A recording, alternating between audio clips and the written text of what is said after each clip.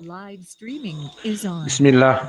Innal hamdalillah nahmaduhu wa nasta'inuhu wa nastaghfiruh wa na'udzu billahi min syururi anfusina wa min sayyiati a'malina may yahdihillahu fala mudhillalah wa may yudlil fala hadiyalah wa asyhadu an la ilaha illallah wahdahu la syarikalah wa asyhadu anna Muhammadan abduhu wa rasuluh amma ba'du. Alhamdulillah, pada kesempatan petang ini, malam Selasa 1 Februari 2021,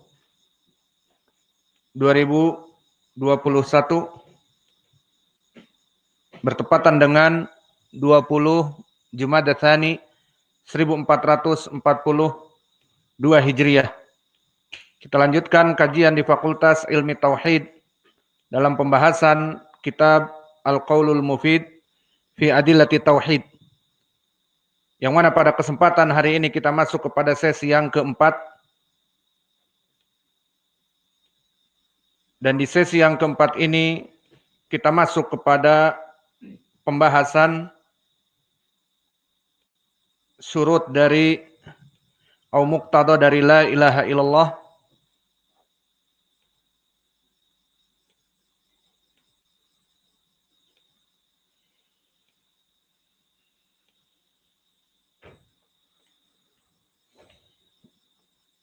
Maka sekarang kita masuk kepada ucapan penulis rahimahullah. Kita akan masukkan PDF. Bismillah. Qala al-muallif rahimahullah Syekhuna Muhammad ibn Abdul Wahhab al-Wusabi al-Abdili al-Hudaidi asluhu min ib. Qala rahimahullah fi kitabihi syahadati alla ilaha illallah, dari keilzaman ataupun konsekuensi seseorang yang bersyahadat la ilaha illallah. Maka setelah kita di pelajaran yang lalu mengenanya dan mengetahui syarat-syaratnya, lalu apa yang menjadi konsekuensi seseorang mengucapkan la ilaha illallah itu? Muqtada syahadati alla ilaha illallah tarku ibadati ma siwallah min jami' al-ma'budat al-madlul alaihi bin nafi. Maka dari konsekuensi seseorang mengucapkan la ilaha illallah, meninggalkan peribadatan kepada selain Allah dari berbagai peribadatan, baik berupa jin, baik berupa hewan-hewan seperti orang-orang India yang menyembah kepada binatang-binatang seperti sapi dan juga ular, kobra dan yang lainnya, dan di antara mereka juga tikus, dan juga dari dewa-dewa khayalan mereka, dari Siwa, Wisnu, Brahma, Bayu dan sebagainya, al-madlul alaihi bin nafi, yang mana pendalilannya dengan penafian.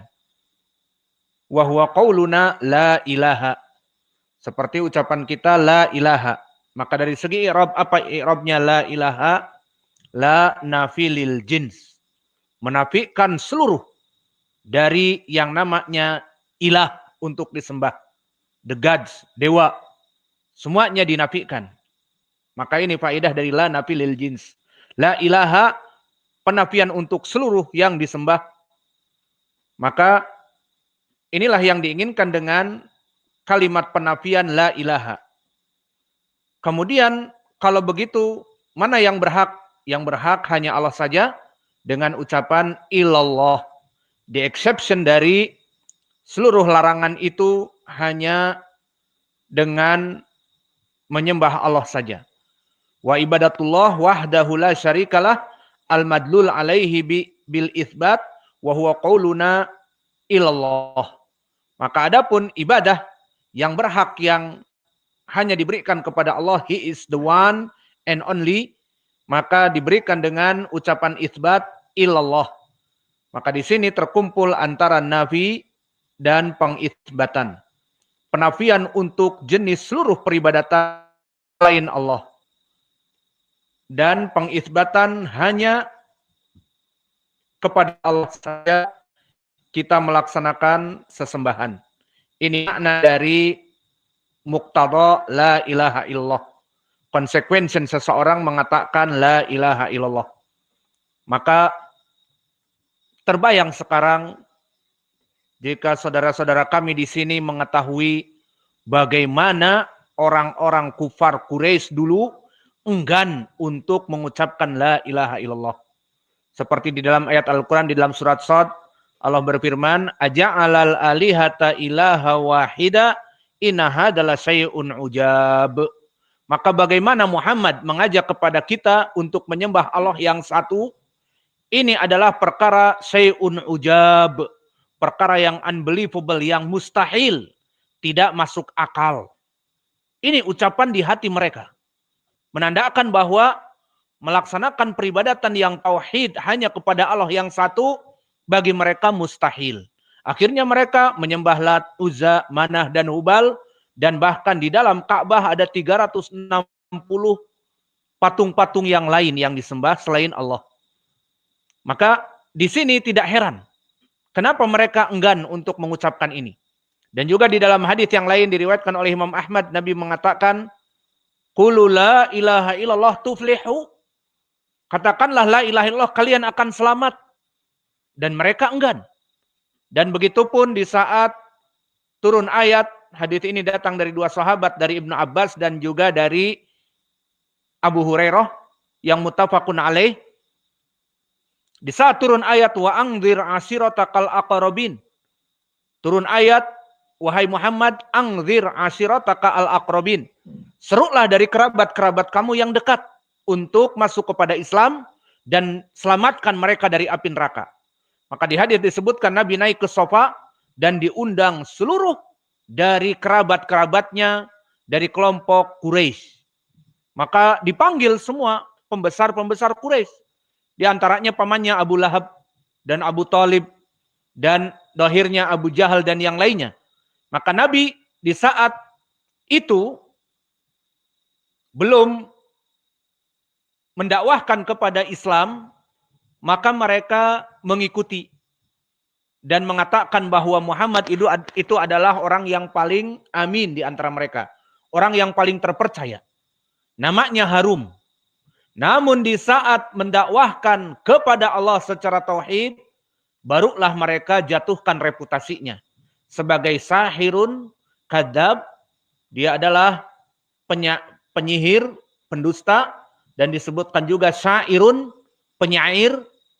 Maka turun hujatan-hujatan dari kerabat-kerabat mereka, dari gembong-gembong Quraisy. Kenapa? Karena mendakwahkan tauhid dan menghancurkan peribadatan kepada berhala-berhala mereka. Maka di saat pertama Allah memerintahkan kepada Nabi Muhammad, wa angdir ashiratakal aqrabin, mau datang Abu Lahab dan yang lainnya. Karena Nabi belum mendakwahkan kepada mereka peribadatan yang tauhid. Maka di saat dikumpulkan dan dikatakan, ya Bani Lu'ay ibni Ka'ab angkidu anfusakum minan nar. Wa ya Bani Hashim angkidu anfusakum minan nar. Wa ya Bani Abdul Muttalib angkidu anfusakum minan nar. Wa ya Bani Abdi Manaf angkidu anfusakum minan nar. Wa ya Bani, semua disebut sudah, tinggal ya Fatimah binti angkidi nafsaki minan nar fa inni la amliku lakum minallahi syai'a qul la ilaha illallah tuflihu. Maka sebutkanlah la ilaha illallah, kalian akan selamat. Maka bangunlah setelah Nabi memproklamirkan bahwa dirinya seorang Rasul yang mengajak kepada peribadatan Allah, He is the one and only, Allah itu zat satu-satunya yang disembah, maka mulailah mereka menggeliat dari keberadaan mereka yang menyanjung Nabi Muhammad dan mempercayai Nabi Muhammad. Maka mereka sekarang mulai memproklamirkan peperangan dengan Nabi, bukan karena darah daging, tetapi karena dia mengaku seorang nabi dan mengajak manusia kepada tauhid. Inilah bagaimana kelompok syaitan, yang mana mereka mengikuti syaitan dan kelompok nabi mengikuti para nabi, akhirnya terjadi perpecahan bahkan di antara nasab dan di antara keluarga. Itulah hakikah dari firqah asyaiton dengan ashabu al-jahim, mereka itu dengan ashabul anbiya. Dan ini adalah kenyataan dari permasalahan orang yang berdakwah. Maka Nabi dijauhi, berkata Abu Lahab, tabban laka ya Muhammad, alihada jama'atana. Maka celaka besar engkau wahai Muhammad, hanya untuk ini, untuk ucapan-ucapan tauhid ini yang mustahil, inahadal syai'un ujab, kamu berkoar-koar dan mengumpulkan kami, paman-pamanmu, ataupun orang-orang yang besar dari gembong Quraisy untuk mendengarkan ceramah yang tauhid ini. Maka akhirnya Allah membela nabinya dan diturunkan ayat, tabbat yada abi lahabi wa tab, ma agna anhu maluhu wa ma kasab, sayasla naron dzatal lahab. 3 ayat untuk Abu Lahab, 2 ayat terakhir untuk istrinya. Wa mra'atuhu hammalatal hatab fi jidha hablum mim masad. Maka ini menjadi pendalilan bahwa permasalahan tauhid itu sangat dipahami oleh mereka. Jadi kelompok kufar Quraisy memahami makna tauhid sehingga mereka enggan. Contoh yang terakhir, tadi 2 contoh di dalam surat Shad dan juga di saat turunnya ayat wa angdir ashiratakal aqrabin, Abu Lahab protes kepada Nabi, menandakan bahwa dia mengetahui makna la ilaha illallah. Kalau dia tidak mengetahuinya seperti orang muslim sekarang, mungkin gampang, la ilaha illallah, dah selesai. Selesai Muhammad, la ilaha illallah, sudah. Kalau hanya sekedar itu selesai. Namun prakteknya bukan hanya ucapan la ilaha illallah, tetapi konsekuensi yang ada padanya. Maka di kisah yang ketiga, tentang dakwah Nabi kepada pamannya Abu Thalib. Seperti hadis yang muttafaqun alaih dari Musayyib ibni Haznin. Di saat dikabari Abu Thalib sekarat, paman yang dicintai oleh Nabi, maka Nabi bergegas menemuinya dan berkata, berdakwah di akhir waktu, akhir dakwah dia kepada pamannya. Ya am kulla ilaha illallah kalimatun uhajulaka biha indallah. Wahai pamanku, di dakwah yang terakhir ini katakanlah la ilaha illallah, dengan ucapan ini aku akan menyelamatkan kamu, menjadi persaksian kepada Allah untukmu. Apa yang dilakukan oleh Abu Jahal dan Abdullah ibnu Abi Umayyah, yang pada saat itu keduanya gembong kufar Quraisy, dikatakan atarghabu an millata Abdul Muttalib, dengan kalimat solidarnos, apakah kamu akan meninggalkan kami wahai Abu Thalib dan mengikuti ajaran orang zaman sekarang, yakni anak-anak muda zaman sekarang, yakni Muhammad, anak baru gede, mendakwahkan kepada tauhid, kita mengajak kepada sesembahan kepada selain Allah. Atarghabu an millata Abdul Muttalib, apakah kamu membenci agama nenek moyang kita Abdul Muttalib, dan kamu di akhir hayatmu meninggalkan kami, padahal kami dari semenjak kecil dengan kufar Quraisy, dan kamu di akhir hayatmu mengikuti ajaran Nabi Muhammad yang baru ini. Kalimat-kalimat solidarnos ini membuat Abu Thalib enggan untuk mengucapkan meskipun mudah dan akan menyelamatkan dia dari kekekalan in the hellfire. Namun itulah yang dia pilih. Maka disebutkan di dalam hadis wa aba an yaqula la ilaha illallah, dan dia enggan untuk mengucapkan la ilaha illallah. Kenapa? Hanya sekedar la ilaha illallah, never ever. Tetapi dia itu mengkonsekuensikan, mengimani tidak ada sembahan yang hak kecuali Allah, lalu mau dikemanakan Lat, Uzza, Manah dan Hubal dan 360 patung yang ada di Ka'bah, di dalam Ka'bah, mau dikemanakan mereka? Maka inilah tentang permasalahan muqtada syahadah alla ilaha illallah, bahwa kelompok kufar Quraisy mereka mengetahui makna ini semua. Adapun pendalilan dari Al-Quran tentang iqtida ataupun konsekuensi ini disebutkan oleh Syekh dengan 2 ayat. Pertama di dalam surat Al-Isra, wa qada rabbuka alla ta'budu illa iyah. Makna qada di sini adalah tadi muqtada, qada, ketetapan, konsekuensi.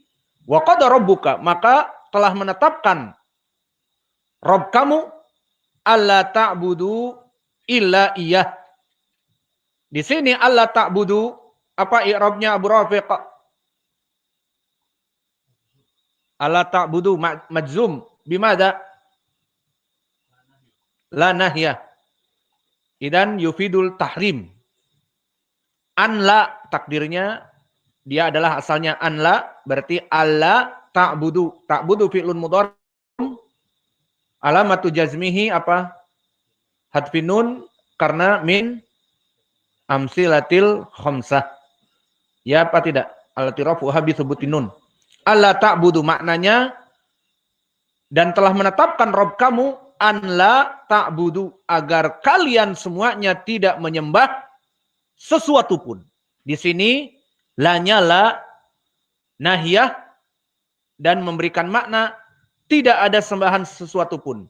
Kemudian datang exception ataupun istitsna pengecualian illa iya, hanya kepada Allah saja.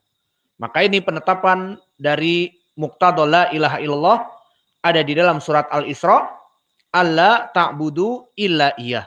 Maknanya la ilaha illallah. Dan ayat yang kedua, wa'budullah wa la tusyriku bihi syai'a.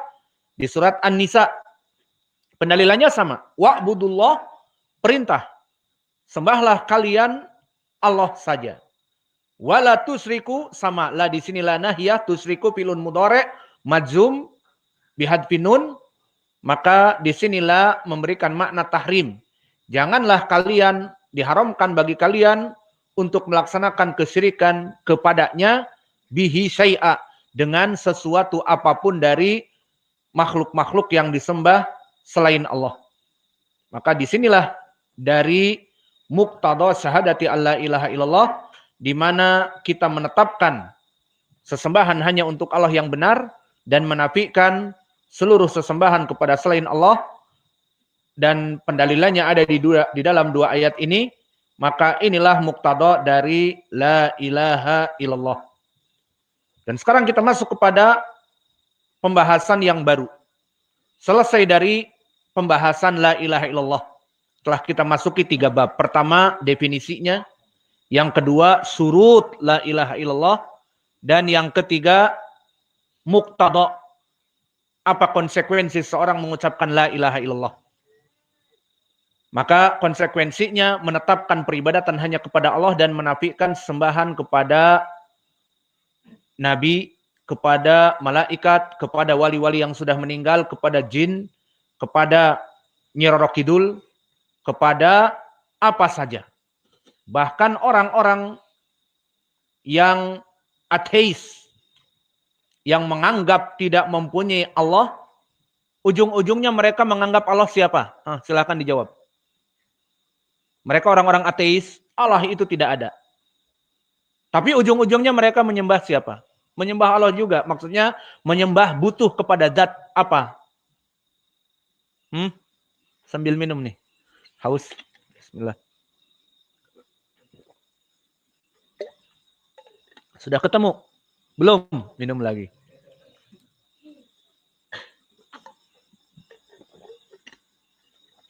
Sudah ketemu? Belum. Mereka seperti orang-orang kufar yang ateis di barat terutama, jika terjadi bencana alam dan sebagainya, apa mereka ucapkan? Kan Allah tidak ada. Kalau kaum muslimin, oh ini karena Allah murka kepada mereka. Seperti ucapan Allah di dalam surat Ar-Rum, dhaharal fasad fil barri wal bahr bima kasabat aydin nas misalnya. Maka telah dihancurkan oleh Allah di bumi, di lautan, di daratan, karena perbuatan manusia itu sendiri, kedoliman mereka. Ini kaum muslimin. Kalau kufar, terutama orang-orang ateis, apa yang mereka katakan? Mereka kembali kepada the mother nature. Adalah ibu alam ini. Dan itu, di mana-mana mereka mengatakan bahwa alam ini sudah tidak seimbang lagi, maknanya ibu alam. diistilahkan oleh mereka the mother nature. Ibu dari alam ini. Akhirnya mereka menyembah kepada ibu alam ini. Mengakui bahwa mereka tidak mampu. Dan datangnya tsunami, dan datangnya the earthquake, gempa bumi, dan volcano, gunung meletus. Dari mana? Dari mother nature. Maka akhirnya mereka mengembalikan kepada the mother nature. Ibunya sang alam ini. Intinya sama. Namun mereka tidak kenal Allah. Alhasil, inilah dari definisi dan juga dari surut la ilaha illallah dan muqtada dari la ilaha illallah. Dan sekarang kita masuk kepada makna syahadat anna Muhammadan Rasulullah. Makna dari syahadat, kalau tadi la ilaha illallah selesai, sekarang aku bersaksi bahwa Muhammad itu Rasulullah. Apa muqtadanya? Apa maknanya? Maknanya adalah la matbu bihaqqin illa Rasulullah sallallahu alaihi wa ala alihi wasallam. Tidak ada yang diikuti di dalam peribadatan agama Islam ini kecuali hanya Nabi Muhammad sallallahu alaihi wa ala alihi wasallam. Itu maknanya. Kalau di syahadat la ilaha illallah tidak ada sesembahan yang hak kecuali sembahan untuk Allah. Di sini la matbu'a bihaqqin illa Rasulillah. Tidak ada yang diikuti dari ajaran-ajarannya yang benar kecuali ajaran Nabi dalam peribadatan. Wa ghairu Rasulillah sallallahu alaihi wasallam ini tubi'a fima la dalil alaihi faqad utubi'a bi batil. Dan barang siapa yang mengikuti perkara-perkara di dalam ibadah ini yang tidak ada dalilnya dari Nabi, maka telah mengikuti dengan kebatilan. Ini makna asyhadu anna Muhammadan Rasulullah. Maka berapa banyak orang yang tidak mengetahui makna ini? Bersyahadatnya tahu, asyhadu anna Muhammadan Rasulullah. Tetapi bid'ah hasanah jalan terus. Dakwah dengan musik, dakwah dengan sandiwara, dan macam-macam. Ataupun mereka mengatakan ada bid'ah yang hasanah. Sehingga kita melaksanakan perkara-perkara yang baik dipikirnya kita, ya sudah, itu bid'ah hasanah. Maka jika mereka memahami makna dari la ilaha illallah dan Muhammadan Rasulullah, di sini yang kita bahas, bahwa tidak ada yang boleh untuk diikuti dengan baik dan dengan benar kecuali hanya Nabi. Dan orang-orang yang mengikuti dalam beragama ini tanpa dalil, hanya dia itu doktrin dari guru-guru kita, ustadz-ustadz kita, nenek moyang kita, maka itu bukan mengikuti dengan benar, tetapi mengikuti dengan taklid ataupun ittiba bibatil. Sehingga ittiba yang benar hanya mengikuti dalil dari ucapan Nabi, perbuatan Nabi, takrir Nabi, itu yang diikuti dengan benar. Maka makna dari asyhadu anna Muhammadan Rasulullah, kita tidak mengikuti kecuali mengikuti Nabi Muhammad SAW dengan dalilnya. Ini sunnah Nabi, kita lakukan. Adapun ini bukan sunnah Nabi, tetapi kan ini baik. Nah, di situ permasalahannya bisa diikuti, namun diikuti dengan batil. Karena tidak ada dalil dari Nabi, hanya istihsan, menganggap itu adalah baik, ataupun istilah mereka sekarang bid'ah hasanah. Telah kita bahas masalah bid'ah hasanah, tidak ada bid'ah hasanah. Yang ada adalah bid'ah, semuanya dolalah, sesuai hadis yang diriwayatkan oleh Imam Muslim dari Jabir, kullu bid'ah wa inna khairal huda hadyu Muhammadin sallallahu alaihi wa ala alihi wasallam wa syarrul umur muhdatsatuha fa inna kulla muhdatsatin bid'ah wa kulla bid'atin dolalah wa kulla dolalatin finnar. Disebutkan di hadis Jabir, sebaik-baiknya petunjuk adalah petunjuk Nabi. Dan apa-apa yang bukan berasal dari Nabi, dianggap ibadah, maka itu adalah bid'ah muhdatsah, wa kullu dolalatin, wa kullu bid'atin dolalah. Setiap kebid'ahan itu semuanya menyesatkan. Maka ini makna dari syahadat wa anna Muhammadan Rasulullah. Lalu mana pendalilannya? Syekh di sini menyebutkan 3 ayat.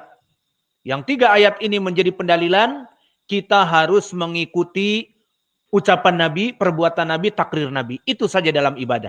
Adapun selain dari bukan Nabi, maka mengikutinya bukan dari mengikuti sunnah, tetapi mengikuti kebid'ahan. Dan jika kita mengikutinya tanpa dalil dinamakan taklid, bertaklid. Maka mana pendalilan? Yang pertama di dalam surat Al-A'raf Allah berfirman, "Ittabi'u ma unzila ilaikum mir rabbikum wa la tattabi'u min dunihi awliya'a qalilam ma tadhakkarun." Di dalam ayat ini disebutkan ittabi'u, maka ikutilah kalian semua. Ma unzila ilaikum, apa-apa yang diturunkan kepada kalian, mir rabbikum, dari Rabb kalian. Di sini pendalilannya jelas. Apa-apa yang diturunkan kepada kalian dari Rabb kalian, apa yang diturunkan kepada Nabi? Al-Quran dan Sunnah. Maka Al-Quran diturunkan kepada Nabi dengan diwahyukan kepada Jibril. Jibril memberikan kepada Nabi, diwahyukan kepada Nabi, maka ini Al-Quran. Adapun hadis, ucapan Nabi, maka ucapan dan perbuatan Nabi itu adalah dalil. Pendalilannya dari Al-Quran dan Sunnah. Bahwa ucapannya dalil. Pendalilan dari Al-Quran, wa ma yantiqu 'anil hawa in huwa illa wahyun yuha. Apa-apa yang keluar dari lisan Nabi Muhammad itu bukan ucapan manusia biasa, tetapi dia adalah wahyun yuha. Maka hadis-hadis Nabi adalah hujjah. Dan juga hadis, pendalilan hadis seperti dari sahabat siapa? Ma'di Yakrib disebutkan laqad utitu bil kitab wa mithlahu ma'ahu. Maka aku telah diberikan oleh Allah Alkitab, yakni Al-Quran, dan yang sepertinya bersama Al-Quran. Apa? Ditafsirkan para ulama adalah al-ahadith. Dan pendalilan dari hadis juga, hadis yang muttafaqun, hadis yang diriwayatkan oleh Imam Ahmad dan Abu Daud yang sanadnya sahih, bahwa Nabi Muhammad sallallahu alaihi wa ala alihi wasallam di saat didatangi oleh Abdullah bin Amr bin Al-As yang mengatakan, aku menulis hadis-hadis darimu wahai Rasulullah, dan Quraisy menahanku dan mengatakan, Quraisy, kamu menulis segala sesuatu dari Nabi padahal dia dalam keadaan marah, padahal dia dalam keadaan senang. Bisa jadi ucapannya dia dikuasai hati. Maka akhirnya Abdullah bin Amr bin Al-As tidak menulis lagi, namun hatinya berontak dan datang kepada Nabi dan mengadukan subuhat dari Quraisy ini. Apa yang dikatakan oleh Nabi? Nabi mengeluarkan lisannya dan mengatakan, uktub huwaladzi nafsi biyadih ma kharaja min fi illa haqq. Tulislah apa yang aku bicarakan. Tidak ada yang keluar dari mulutku ini dan lidahku ini kecuali hak, kecuali kebenaran. Akhirnya Abdullah bin Amr bin Al-As menulis lagi. Dari sini menjadi pendalilan bahwa ucapan Nabi adalah dalil. Maka di sini ittabi'u ma unzila ilaikum mir rabbikum, itu ikutilah dari apa-apa yang diturunkan kepada kalian dari Rabb kalian. Apa itu? Al-Quran dan Sunnah. Wala tattabi'u min dunihi awliya'a qalilan ma tadhakkarun. Maka janganlah kalian mengikuti dari yang selain Al-Quran dan Sunnah, dan mengikuti dari orang-orang, dari ucapan-ucapan manusia secara doktrin, tanpa dalil, secara fanatik dan ta'assub. Maka semuanya yang mengikuti tanpa dalil dari Nabi Muhammad dan dari Al-Quran dinamakan taklid a'ma. Qalilan ma tadhakkarun. Maka sangat sedikit sekali dari mereka yang tadhakkarun. Kemudian pendalilan yang kedua di dalam surat An-Nisa, fala wa rabbika la yu'minuna hatta yuhakimuka fima shajara bainahum tsumma la yajidu fi anfusihim harajan mimma qadaita wa yusallimu taslima. Maka dikatakan oleh Allah, fala wa rabbika. Di sini bersumpah dengan rabbika. Maka sekali-kali tidaklah demi Rabb kamu, tidaklah beriman seseorang sampai yuhakimuka fima shajara bainahum. Kamu dijadikan pemutus hukum dari perseteruan di antara mereka manusia. Maka maknanya di sini, jika manusia dalam keadaan terjadi ikhtilaf, rujuknya mana? Mengikuti sunnah. mengikuti ucapan Allah dan Rasulnya. Tsumma la yajidu fi anfusihim harajan mimma qadaita. Dan tidak ada syak lagi dan menunggu-nunggu perkara lagi bahwa kebenaran yang harus mereka ikuti adalah dari petunjukmu, mimma qadaita, dari apa yang telah kamu putuskan, wa yusallimu taslima, dan mereka mengikuti tanpa memilih dan memilah dari ucapan-ucapan manusia dan pendapat-pendapat yang lain. Maka ini menjadi pendalilan tentang wajibnya kita berittiba. Maka tidak beriman seseorang sampai dia itu mengikuti apa yang diputuskan oleh Nabi. Dan yusallimu taslima. Ini pendalilan yang kedua. Pendalilan yang ketiga, wa makana li mu'minin wala mu'minah idza qadallahu wa rasuluhu amron, maka tidak pantas bagi seorang mukmin dan seorang mukminah jika Allah menetapkan dan Rasulnya perkara, ini halal, ini haram, an yakuna lahumul khiyaratu min amrihim, yang mana mereka itu memilah dan memilih dari perkara-perkara yang mereka pikir lebih baik adalah ucapan si fulan, lebih baik ucapan si alan, karena Al-Quran sudah tidak ikut zaman lagi, hadis-hadis itu 1400 tahun yang lalu, maka akhirnya mereka mengikuti ucapan-ucapan pemikir ahlu filsafat di zaman sekarang. Maka bukan seperti itu. Disebutkan an yakuna lahumul khiyaratu min amrihim. Tidak pantas bagi mereka untuk mengambil ucapan-ucapan selain dari Al-Quran dan Sunnah. Wa may ya'sillah wa rasulah faqad dhalla dhalalam mubina. Maka barang siapa yang bermaksiat kepada Allah dan Rasulnya, dia telah sesat dalam keadaan kesesatan yang nyata. Maka inilah dari pelajaran yang bisa kita berikan. Ada pertanyaan, bagaimana? Mau dijawab apa sudah habis waktu? Hah? Sudah adzan. Jadi tidak usah atau bagaimana? Terserah antum. Yalah adzan. Al-muadzin yu'adzin. Seri.